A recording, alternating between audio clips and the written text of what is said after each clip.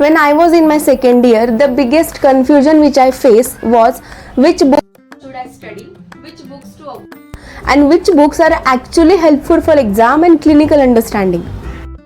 In second year, you have to study 6 subjects, namely Sahita, Rog Nidan, which is Ayurvedic pathology, Rasashastra and Dravya Gun, which is Ayurvedic pharmacology, and lastly Agat Tantra, which is FMT and toxicology, and Swastha Vritta Evam Yoga.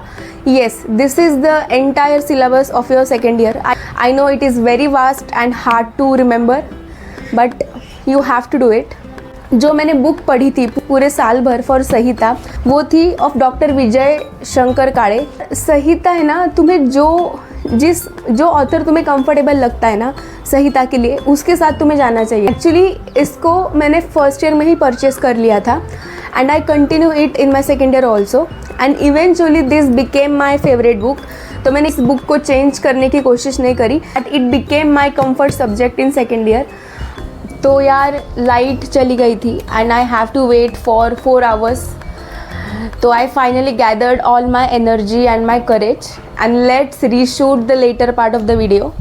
Now let's move towards the second subject of. तो the second subject which you have to study in your second year.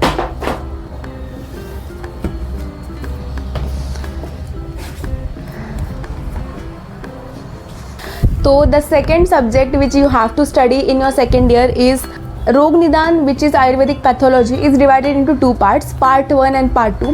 तो for part 1 in the initial phase मैंने ये book पढ़ी थी which is doctor Subhash Ranade and doctor Anand Kalaskar. तो this book is very beginner and it is okay for beginner level. मतलब इससे उतने अच्छी तरीके से कॉन्सेप्ट्स बिल्डिंग नहीं होगी. तो आई विल रिकमेंड यू, मतलब जितना मुझे लगा है, जितना मैंने पढ़ा है, Nikki Bulani, you can see Nikki Bulani is the best book for रोग निदान 1. मतलब पर 2 के लिए जो हम एक्चुअल व्याधिस पढ़ते हैं, एक्चुअल आयुर्वेदिक डिसीजेस पढ़ते हैं, तो उसके लिए this is the best book according to me. मतलब अभी इसका फ़ायदा मुझे अभी इस फाइनल ईयर में हो रहा है, क्योंकि फाइनल ईयर में काया चिकित्सा सब्जेक्ट है.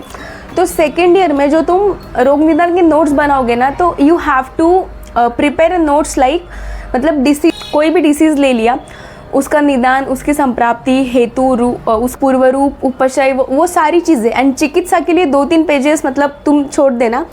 सेकेंड ईयर में रोग निदान पढ़ते पढ़ते ऑटोमेटिकली काया चिकित्सा के भी नोट्स प्रिपेयर कर रहे हो. तो जो मेडिसिन वाला पार्ट है, जो ट्रीटमेंट वाला पार्ट है, वो तुम्हें बस फाइनल ईयर में पढ़ना है. And this book is written by प्राध्यापक वैद्य यग Joshi. So sir, if you are watching this video right now, thank you for writing such wonderful book. I am in love with this book. These 2 became my comfort subject in second year, क्योंकि संहिता and रोग निदान simultaneously चलते हैं. In final year also तुम्हारी चरक संहिता and काया चिकित्सा simultaneously चलेंगे. Now let's come to another 2 subjects जो मुझे बहुत डिफ़िकल्ट गए थे सेकेंड ईयर में. दैट इज़ फर्स्ट इज़ द्रव्य गुण. दो मुझे सेकेंड सब्जेक्ट इज़ रसशास्त्र एंड भैषज्य कल्पना. तो बेसिकली ये these 2 subjects are Ayurvedic pharmacology, and trust me this is a way more harder than the modern pharmacology which I study in my second year for द्रव्यगुण विज्ञान. It is of doctor Deshpande and Subhash Ranade. दो इस book में जो रस पंचक है, कुछ द्रव्य के, तो they are not correct according to the NCISM syllabus. And इस बुक के अलावा जो मैंने एक और चीज़ करी थी फॉर द्रव्य गुण, जो मुझे हमारे टीचर्स ने बताई थी कि जो आचार्य प्रियव्रत शर्मा का इंडेक्स है ना, वो मैंने लर्न किया था. मतलब कौन से द्रव्य कंडुग्न है, क्रुमिग्न है, रक्त पित्तक शामक है, ये सारी चीज़ें उन्होंने दी हुई है. तो इवेंचुअली ये चीज़ें हेल्प करती है.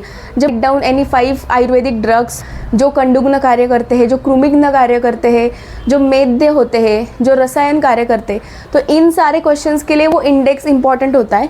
Now coming to the most difficultest subject which मुझे फेल्ट हुआ in my second year is ये 2 किताबें दिखती तो बहुत छोटू है, बट इसको रिटेन कर पाना, लर्न कर पाना इज़ नेक्स्ट टू इम्पॉसिबल.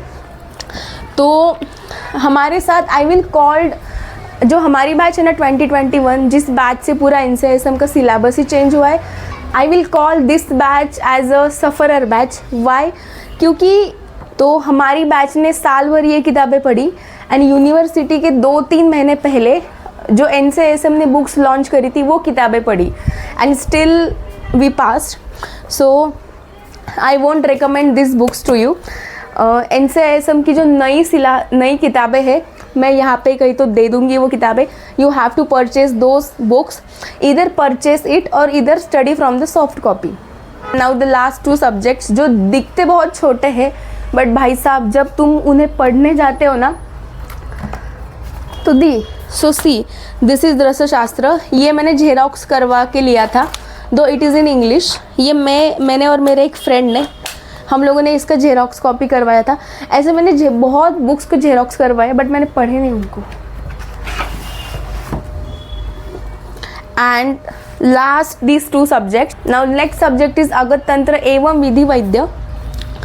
तो अगत तंत्र के लिए तो मैंने ये अचल की बुक ली थी। मुझे लगा था क्या ये सब्जेक्ट होगा अगत तंत्र, इतनी छोटी सी बुक है, बट भाई ऐसा कुछ नहीं है। जब तुम वो फॉरेंसिक मेडिसिन की एंड टॉक्सिकोलॉजी की किताब देखोगे ना तब यू विल रियलाइज़ कि कितना बड़ा सिलेबस है अगत तंत्र का। एंड वो एस्फेक्सियल डेथ, वो हैंगिंग, वो ड्राउनिंग, उसके बाद वो फॉस्फरस, H2SO4, ये सारे कंपाउंड्स के मेडिको लीगल एस्पेक्ट, ये सारी चीज़ याद करते करते ना नाक में दम आ जाता है। तो this is a Chhotu book and जो मैंने एग्ज़ाम के टाइम पे पढ़ी थी। अगेन मैंने बोला था कि हमारी batch is the survivor batch, क्योंकि हम साल भर अलग किताबों से पढ़ते हैं एंड यूनिवर्सिटी आने के बाद हम अलग ही किताबों से पढ़ने लगते। तो दिस बुक जो मैंने अगत तंत्र की पढ़ी थी इन माई iPad before my university exam, it is सबसे पहले है एंड डॉक्टर बरगले सुशांत सुकुमार। तो नाउ द लास्ट सब्जेक्ट स्वस्थ वृत्त एवं योगा। तो इसका भी पार्ट 1 एंड पार्ट 2 है। तो पेपर 2 इज़ ऑल्सो रट्टाफिकेशन। तुम्हें वो प्रोग्राम्स, तुम्हें वो एक्ट, तुम्हें वो प्रोग्राम्स वो लर्न ही करने पड़ेंगे। उस पर तो LQ आते हैं questions. And about this subject, तो इसमें मुझे सबसे इम्पॉर्टेंट एंड इंटरेस्टिंग पार्ट लगा था वो है योग। तो मैंने सबसे ज़्यादा वो चीज़ पढ़ी थी। Even in the paper also मैं प्रॉपर डायग्राम वगैरह वो सारी चीज़ें करके आई थी उस पेपर में। तो ये आसान सब्जेक्ट है, ये हो जाता है बट इसको इग्नोर नहीं करना है। तो let's mug up this video